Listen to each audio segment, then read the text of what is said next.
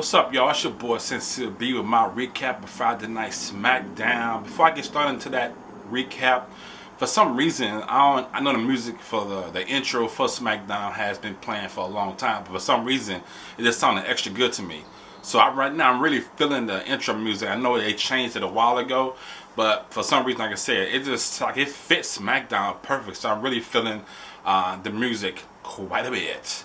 Anyway, let's get right into it. As everything opened up, everybody that's going to be in the Money in the Bank Championship match so far was all in the ring except for Bray Wyatt. The last person in the ring was Roman Reigns was started talking about how he's not going to get beat. He has trouble with trusting people. He went up face to face with John Cena. I thought them two was about to get into it. Then all of a sudden, Randy Orton comes out, starts walking down the ramp, kind of telling Reigns, so Reigns, you finally figured out, now you know you can't trust people in the WWE, and he's the one actually going to win because he's the face of the WWE. Of course, him and Reigns already ain't getting along, so Reigns just took off running, jumped out of the ring, went toward Randy Orton and started whooping him, beating him down. Next thing you know, everybody else in the ring just started fighting. The ring cleared out, leaving John Cena and Sheamus still standing in the ring. Meanwhile, you still have Reigns and Randy Orton in the back fighting, and then it went to commercials. That's how it kind of went down. So, kind of a cool beginning, get everybody out there. Now, the only person that wasn't there at that time who was in that match is Bray Wyatt. He wasn't out there with everybody, so not sure what Bray got planned, but you never know with him. And we have to see the rest of the show and see what happens after the fact. So far, starting out pretty good. Let's see how the rest of the night goes. Alright, y'all, so the first match was Seth Rollins versus Kofi Kingston, which I thought would be just a great match. Seth comes out there with a whole new outfit. I think the outfit was tight. Actually, I like that outfit better than I like anybody's outfit right now until he got in the ring and took the shirt off. I mean, I understand you want to show your physique, but I think the whole outfit together was just smooth to me. It reminded me of some superhero stuff. But anyway, that would be a good match. And it was a good match. It could have been better. I was expecting a little bit more, especially from Seth Rollins. Kofi always going to do Kofi. He's going to always be all over the place, doing everything. Maybe Seth just kind of held back for this match. But Seth Rollins ended up winning. Caught Kofi Kingston with that curb stomp, which I think right now, in my opinion, is the most devastating finishing move today. Right now, I think. The curb stomp, it just looks like it was literally blow your head off. It's a crazy move. I love that move the best out of any finishing move right now. But after the match, after Seth Rollins, of course, won, he got the microphone, started talking about, because now he's actually the first one who actually is able to enter into this Money in the Bank contract match, ladder match. So he started talking, and then all of a sudden, who pops up? My man, Ambrose. He's on the screen telling Seth Rollins, just shut up. Just shut up. Now, I like playing with your mind. So from this point on, you don't know where I'm coming or when I'm coming. That's what you need to think about right now. So Seth's like, well, you know what? I'm going to be hard with that. And I was saying, Ambrose said, shut up. Shut up. I don't even want to put up with that. I don't even want to fall for that. Just know tonight, even though I am going to be facing Kane, I'm going to get Kane. I'm going to put Kane and you both where you both belong. In hell. Then he rubbed his chest like this. Ambrose is crazy. He scares me. But the Shield thing, I know. I'm kind of not want them to separate. But each of those guys got their own great personalities. They kind of need to be separated now. Because I think all three are doing good at what they do. And as I don't like to see them separated, I can see why it's time to, because you got to let them three shine, and that's what they're doing right now. So I'm kind of happy seeing them separating and doing their own individual things. And the way, again, I'm kind of sad because I kind of like them together. What's your thoughts on that? Do you wish they were still together, or do you like the Shield separated also? Leave it coming down below. Leave it down below. Yeah, Ziggler is in the Money in the Bank ladder contract match, and I'm happy. So yeah, that was the next match. The next match was Dolph Ziggler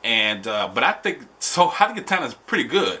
The new characters they have, the Shield with the Adam Roses. I think they're doing a really good job in keeping the flow of good characters coming through. And I do see some problems. I'm not feeling Bo Dallas, but he looks talented. So I kind of see Vince's statement being kind of true, but so far, for me, the experience has improved over the past couple of months with WWE. So again, good match, good segment.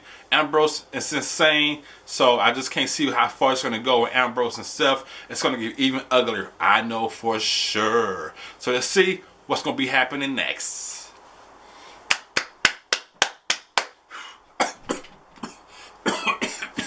Yeah, you can see the next match was Big E. I tried to do what he do, but it didn't work out too well. The next match was Big E versus Jack Swagger. Of course, Zep was talking first, saying that he feels Big E is incoherent with my girl Lana from Rusev, you know, because last week she kind of came into the match and kind of so-called interrupted Jack Swagger enough to Big E can beat him. So he said, as he was talking, trying to compare and say that Big E is working with her. At the same time, Big E music comes on, which is music is pretty tight too. Gets down in the ring, shuts him up real quick. The match start. It was a pretty fast match. Nothing really special about this match. Big E put the big ending on Jack Swagger, and it was pretty much over 1, 2, 3. So overall, nothing special about the match. It did happen, and I got powder all over my cameras. Oh man. Oh, I probably shouldn't have did that.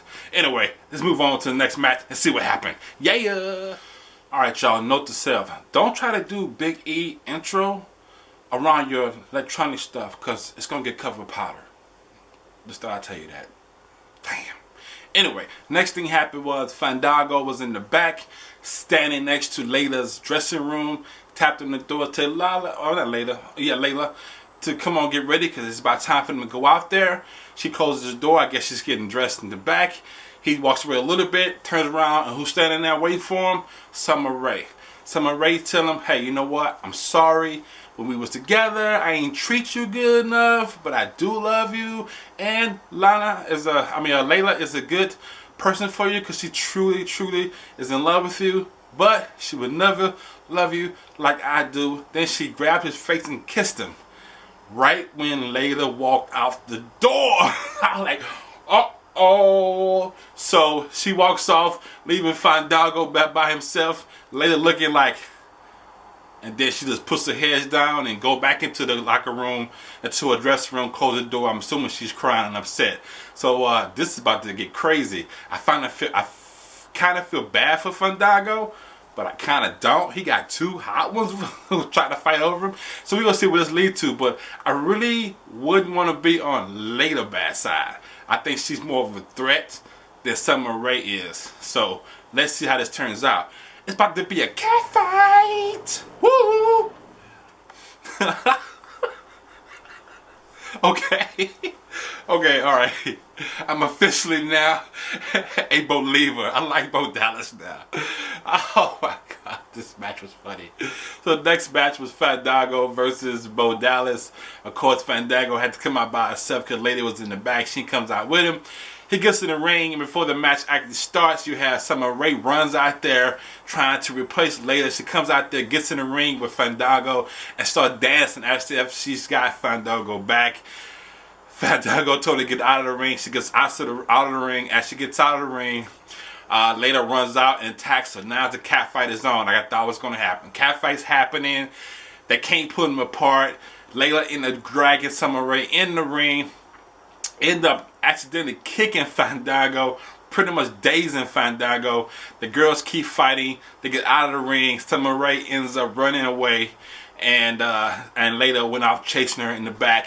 Meanwhile, you have Bo Dallas in the ring. He goes up to Fandango, like holds him like he's trying to help him up, and everybody started chanting. All of a sudden, he just takes off and do his finishing move on Fandango. And they counts him out 1, 2, 3. But it was so funny the way he did it, the way he tried to console him, and all of a sudden he looked up and just took advantage of it. And then after the match, he goes back to Fandango and said, "Look, man, it's all right, man. It's a lot of fish in the sea, man. And one day you'll catch someone different. You just have to boldly." The way the thing went down, man, was so funny to me, man. So now I'm actually liking this Bo Dallas. He is now, I think he's 8-0 now. So he hasn't lost a match yet. No matter how he's winning, he's still winning. So it was a pretty good segment. It was really funny. I really enjoyed it. And again, like I said, I am a how you doing? I believe. That poor fool. Alright, y'all. So the next thing happened was Bray Wyatt. Or you know how he does. He pops in on the screen with his brothers behind him, saying that he understands nature. Huh? We just mice trying to get some cheese. But what happens when that snake get involved? Things get crazy. And he's the king of chaos. Huh? And when Money in the Bank comes around, he gonna be taking it all. Putting everybody heads to bed. Then he said run. And he said shake. Because he's scary. So, you know how Bray does it. He does a good speech, good preach. I just think that the whole Wise thing is kind of a waste now because Shield broken up. You have Evolution / Authority still there. But kind of doing a kind of separate individual thing, even though they working together. And now you have the Wise family that's still kind of just there. You got Bray doing his single matches by himself, while the other two brothers kind of limbo. I know they're doing more of a tag team thing together. But I think they really need to get these guys into something too. I kind of wish they would have continued on. I want to see the Shield and the Wise brothers stay, together for the feud. But of course, that's not happening. So what are they going to do now with the Wise brothers? What do you think on that? Leave some comments down below. What do you think they should do with the Wise brothers? Keep them together like they're doing now, having Bray go off of all the main things, or should they separate all three, or just go ahead and just let Bray be solo for now and let the two brothers do they tag team things and separate them for now? What's your thoughts on that down below? Alright, y'all, so this is the last final match. It was a tag team handicap match. 7 people, the ones that are currently in the Money in the Bank ladder championship match. On one side you got Bray Wyatt, Randy Orton, Del Rio, and Cesaro. The other side you have John Cena, Roman Reigns, and you have Sheamus. Overall, the match was okay. It got better more toward the end. Of course, they really tag team Reigns into the last minute, which kind of made the thing more exciting because everybody want to see Reigns do his thing. Of course, they ended up winning. Roman Reigns, John Cena, and Sheamus won that match. But overall, pretty decent match. Other than that, nothing special about it. So overall, SmackDown was pretty good. I got to give my best move of the night. I'm going to give it to Bad News Barrett hitting Ziggler with that elbow as he got done celebrating on top of the ropes. Turned around, boom, knocked him out. The best match of the night. It wasn't no matches that really have me going like ooh and ah for it's like this is awesome. So I'm going to give it to the most one that's kind of entertained me more, had more effect on me. I'm going to give it to the Bo Dallas Fandango match because that match kind of made me become a Bo Dallas fan. And it was pretty good, funny segment with the cat fight against Layla and